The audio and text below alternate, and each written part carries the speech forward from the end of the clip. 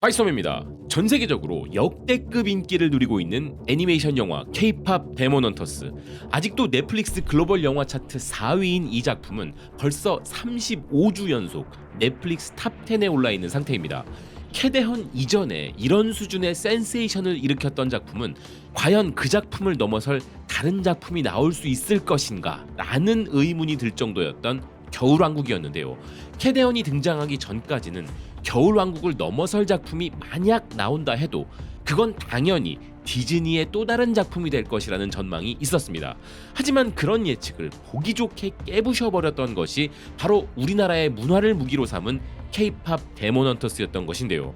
그래서 이제는 또다시 캐대헌을 넘을 작품은 캐대헌의 속편뿐일 것이라는 이야기가 나오는 가운데 이 세계 최고 영화의 의외의 라이벌이 주목받고 있는 상황입니다. 그 라이벌은 바로 대한민국이 낳은 세계 최고의 팝스타 BTS, 그 중에서도 지민이라는 미국 포브스인데요.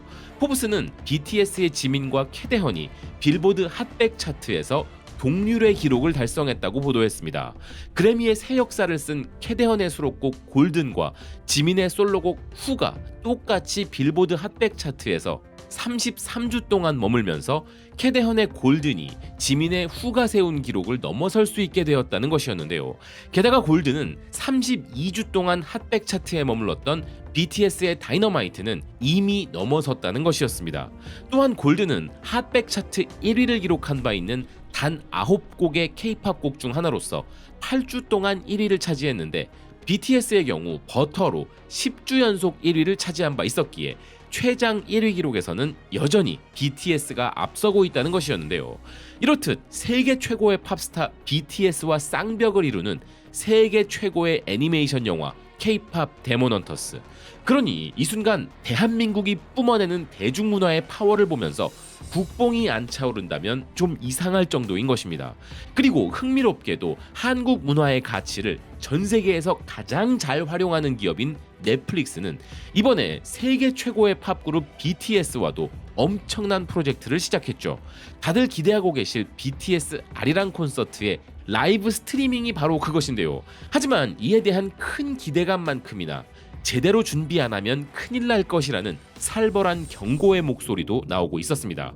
왜냐하면 이번 BTS 아리랑 콘서트 라이브 스트리밍에 대한 뭔가 심상치 않은 기운이 서서히 느껴지고 있기 때문이었는데요. 글로벌 스포츠 엔터테인먼트 매체 스포츠키다는 BTS와 넷플릭스의 결합은 문화적 장악이라는 헤드라인으로 BTS에 대한 게시물이 넷플릭스의 공식 인스타그램에서 역사상 최다 좋아요를 기록했음을 주목하면서 기존까지 최다 좋아요 기록을 가지고 있던 기묘한 이야기를 BTS가 넘어섰다고 보도했습니다. 지난 수년간 기묘한 이야기가 지켜왔던 그 왕좌를 BTS가 그저 단 한 번의 업로드로 빼앗아 버렸다는 이 기사는 이는 인기의 수준이 아니라 문화적 장악이라는 것이었는데요. 이에 대해 어떤 이는 BTS가 기묘한 이야기를 이렇게 아무렇지 않게 제친 것은 학살 수준이라고까지 말했다면서 이로 인해 군복무 기간 동안 BTS의 인기가 다 식었다고 말하던 사람들의 주장은 완전히 틀렸던 것이 밝혀졌음은 물론 BTS와 아리랑의 세계 지배라는 표현까지 등장했다는 것이었습니다. 그러면서 기사는 넷플릭스에 대한 살벌한 경고의 목소리에 주목했는데요. 넷플릭스는 서버를 단단히 준비하라 라는 것이 바로 그 경고였습니다. 그리고 이런 경고에는 미국의 포브스까지 동참하고 있었는데요. 포브스의 영화, TV, 음악 담당 칼럼니스트인 로라 시리쿨은 넷플릭스가 BTS 라이브 스트리밍의 위력을 제대로 이해하고 있길 바란다면서 과거 부산에서 열렸던 예투컴 콘서트는 위버스를 통해 생중계된 바 있었는데 당시에는 트래픽 과부하로 스트리밍이 끊겼었다면서 넷플릭스는 정말 만반의 준비가 되어 있어야 할 것이라고 경고한 것이었습니다. 하지만 굳이 이런 경고가 없었어도 넷플릭스 또한 이 세계적인 프로젝트에 분명히 엄청난 긴장감을 가지고 있을 것인데 BTS가 가진 막대한 영향력을 넷플릭스가 제대로 실감할 수 있는 소식은 캐나다에서도 들려오고 있었는데요. 캐나다 온타리오 지역 매체 인사가는 BTS의 투어 발표 이후 토론토행 항공편 검색이 무려 842% 급증했다면서 토론토는 BTS 덕분에 이번 여름 대규모의 방문객을 맞이하게 되었다는 것이었습니다. 그러면서 이 매체는 BTS 투어에 토론토가 미리 데뷔하지 않으면 정말 큰일 날 수도 있다고 경고하고 있었는데요. 이렇게 캐나다의 가장 큰 대도시 토론토와 같은 곳은 그저 BTS 투어 일정의 한 곳일 뿐인데도 도시 차원에서 이렇게 긴장하고 있고, 사실 투어 일정의 거의 모든 지역들에서 암표상 문제까지 등장할 정도로 BTS의 월드 투어는 막강한 위력을 가지고 있으며, 그 중에서도 멕시코의 BTS 아미들은 단합하여 암표상들을 때려잡기까지 했다는 상황이기에 바로 그런 역사적 BTS 투어의 첫 시작을 감당해야 하는 넷플릭스가 정말 긴장해야 하는 것은 당연한 것입니다. 그런데 실제로도 BTS는 이제 단순한 글로벌 팝스타의 수준이 아니죠. BTS는 대한민국에게 지정학적인 영향까지 끼치는 존재들이기 때문인데요. 게다가 지금 이 설명은 엔터테인먼트 매체들의 과장된 수식어가 아니고 정치와 사회를 전문적으로 다루는 외신 매체의 분석이었습니다. 스페인의 엘 디아리오는 한국의 지정학적 도구로서의 K-팝이라는 주제로 BTS의 여정은 한국이라는 국가의 상징이라고 이야기했는데요. 기사는 지난 2021년 BTS의 7멤버는 한국 정부로부터 외교관 여권을 받았고 UN 총회의 대통령과 동행하였는데, 이 장면은 한국이 수십 년에 걸쳐 구축해온 문화 전략을 상징적으로 압축하는 장면이 되었다면서, 이는 한국이 대중음악을 소프트 파워의 도구로 전환해온 과정을 보여준다는 것이었습니다. 또한 기사는 튤레인 대학교에서 디지털 문화를 연구하는 제인표 교수의 의견으로 BTS가 감당하고 있는 이중 역할에도 주목했는데요.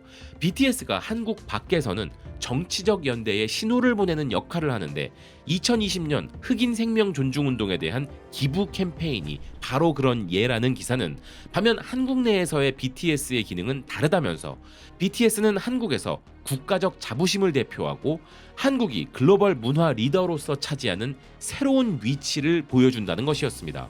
그래서 실제로 많은 사람들은 BTS가 세계 문화 경제에서 한국이 차지하는 자리를 상징적으로 나타내는 존재로 인식한다는 것이었는데요. 하지만 기사는 BTS가 이렇게 지정학적으로 활용된 것은 의도된 기획이 아니었다는 점에 주목하면서, BTS는 전략적으로 만들어진 게 아니라 그들의 글로벌 명성이 커지면서 점진적으로 자연스럽게 국가의 정치, 문화, 경제에 영향을 끼치는 소프트 파워의 도구로 활용되기 시작했던 것이라 설명했습니다. 또한 기사는 BTS의 인기에는 조직적인 문화 유통 네트워크가 존재한다면서 아미라고 불리는 이 팬덤 그룹의 영향력은 유니세프와의 협업 등은 물론 다방면에서 엄청난 위력을 발휘한다고 설명했는데요. 그리고 BTS가 가진 이런 영향력은 최근의 사례들을 통해서도 증명된 바 있었죠. 최근 멕시코 대통령이 우리 정부에 공식 서한을 보내면서까지 BTS의 추가 공연을 부탁했던 것이 바로 그것이었는데요. 이는 세계적으로도 엄청난 이슈가 된 바 있었는데, 멕시코 매체 아니말 MX는 이에 대해 BTS는 차트 기록을 깨거나 수백만 장의 티켓을 파는 데 그치는 그룹이 아니라 외교적, 사회적 힘으로까지 자리를 잡았다면서 국제 정치에서도 가시적인 영향력을 가지고 있다고 설명했습니다. 뿐만 아니라 BTS는 전 세계가 한국의 문화에 관심을 가지게 했고, 외교적으로도 유엔과 백악관 등에서 한국을 대표하는 역할을 수행함으로써 국가 이미지를 높이기도 했음은 물론 경제적 영향으로는 국가의 GDP에 영향을 줄 정도이고, 사회운동적 가치로는 유니세프와의 캠페인을 통해 국제 인도주의 의제를 정할 정도라고 이야기했습니다. 이 멕시코 매체의 기사 내용은 아미들의 홍보 게시물이라고 느껴질 정도인데요. 그러면서 기사는 BTS의 팬이 된다고 해서 모두가 곧바로 한국을 사랑하게 되는 건 아니겠지만, BTS에 대한 관심이 한국의 문화에 대한 관심으로 확장되는 첫 번째 관문이란 점은 분명하다고 이야기했습니다. 현 시점 대한민국 한류의 관문이 바로 BTS라는 해석인데요. 하지만 이런 사례는 최근에도 또 있었습니다. 브라질의 룰라 대통령 내외가 최근 방한하여 정상회담을 하였는데, 여기서 브라질의 영부인 자냐 여사가 BTS의 멤버 진의 사인이 담긴 선물을 받았다는 소식을 타블로이드 매체도 아닌 CNN이 직접 다루고 있었던 것인데요. 이제 BTS 멤버가 다른 국가 대통령 영부인에게 친필 사인을 선물하는 것은 CNN이 나서서 취재할 만한 소식이란 것입니다. 이는 BTS가 가진 국제적 영향력이 정말 어마어마하다는 것을 증명하는 것인데요. 그리고 BTS의 영향력이 실로 대단한 또 하나의 근거는 바로 그들의 영향력은 그들의 분야를 완전히 초월한다는 것입니다.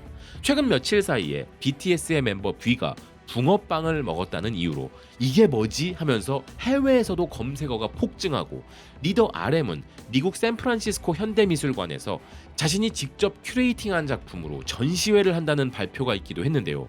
심지어 프랑스를 대표하는 매체 르피가로는 BTS의 정국이 글로벌 럭셔리 시계 브랜드의 홍보대사로 임명된 것을 두고 이것이 이 브랜드의 새로운 시작을 알리는 신호탄이라고 정의 내릴 정도였습니다. 게다가 프랑스 매체 라크로아는 BTS와 관련된 미친 숫자들이 있다면서 전 세계에 4천만 장의 앨범을 판매한 것, 기네스 신기록에 등재된 스포티파이에서의 450억 회 스트리밍, 한국의 연간 38억 달러의 경제 효과를 불러일으켜 국가의 GDP에 영향을 준 것 등으로 그들의 위상이 증명된다는 것이었는데요. 즉 BTS는 단순한 팝스타들이 아니라 국가적 차원의 보물인 것입니다. 가능하다면 이전에 그들이 받았던 훈장을 격상하여 또 한 번 줘도 아깝지 않은 이들인 것이죠. BTS의 오랜 팬인 바이스톰 제작진들의 관점이 아니라 대한민국과 관련된 꼭 알아야 할 소식을 전한다는 저희 채널의 정체성과 기준으로 보았을 때도 BTS는 정말 독보적인 위치에 있습니다. 그러니 현 시점 BTS는 대한민국 국가 브랜드의 상징이자 한국 문화의 관문이라는 외신들의 평가만큼 이제는 국내에서도 지금보다 더 높은 가치로 존중받기를 바라는 마음입니다. 시청해주셔서 고맙습니다. 또 뵙겠습니다.